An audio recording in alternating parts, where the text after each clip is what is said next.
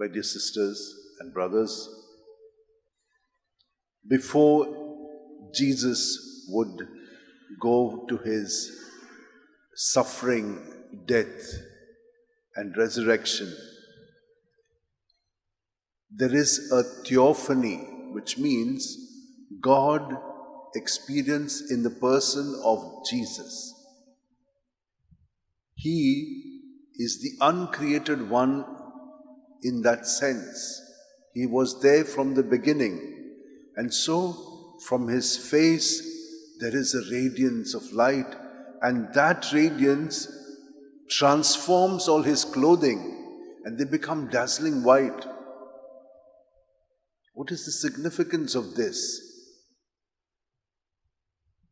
Jesus is going to accomplish this for the whole of humanity, because he is the one who unifies all of us.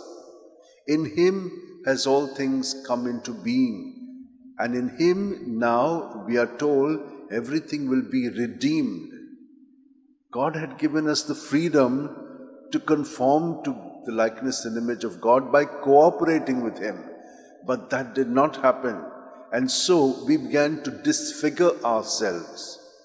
But in Jesus, who always was obedient to the Father, and that is why the Father said, "He is my chosen one, the beloved, you must listen to him." Now, my dear sisters and brothers, how much are we listening to Jesus? If you want to listen to someone, you must be present to them. Present to them in body, mind and spirit. Fully attentive.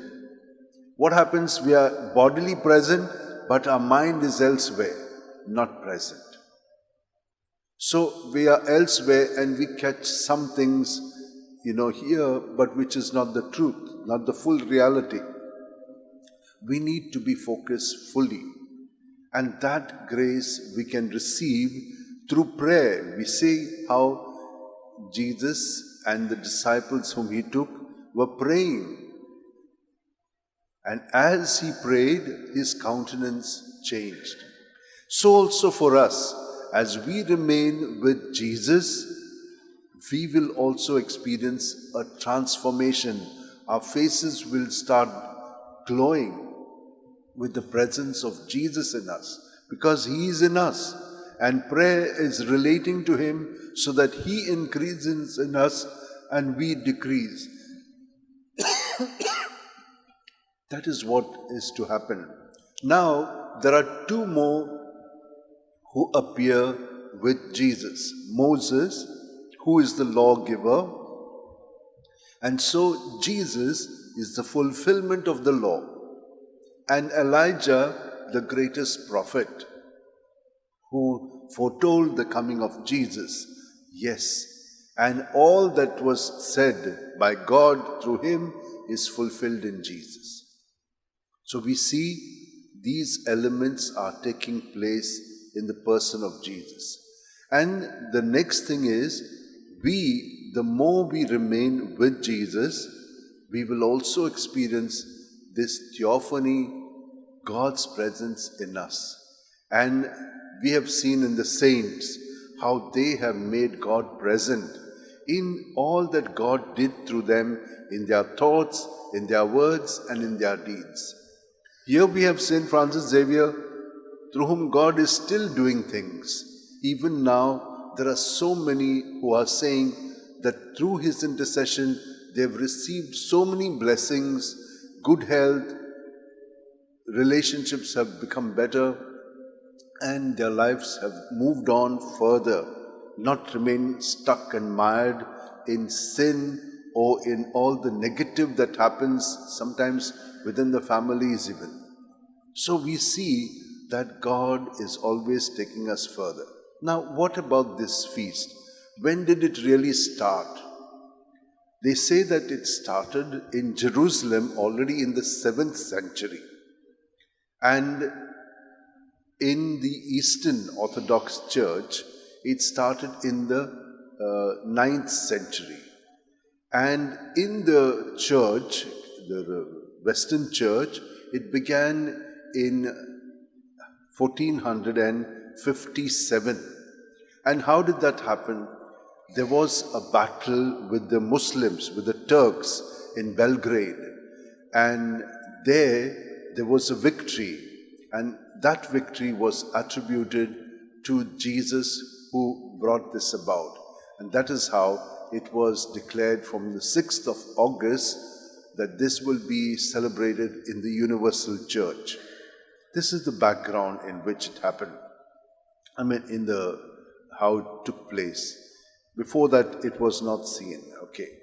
Now we know also how in the church we have been celebrating this, and these elements we have kept in mind, that Jesus is the beloved Son, chosen, and He is there for us. That in Him we also will be resurrected and our bodies will shine like His, because Jesus is dwelling in us.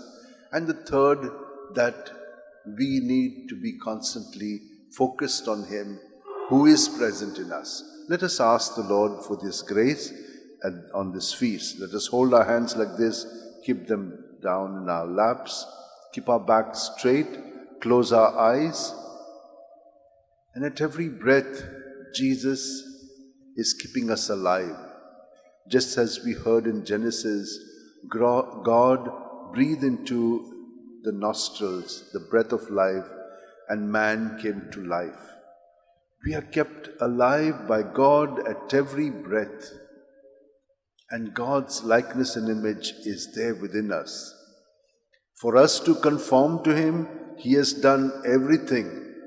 All we need to do is activate the grace that we have, to be present to Him and to cooperate with Him as He leads us internally, guided by His love, by His Spirit.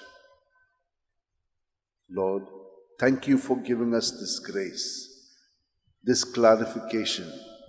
May we truly conform to You, Lord, and allow You to transfigure us and make us Your living presence in our thoughts, words, and deeds.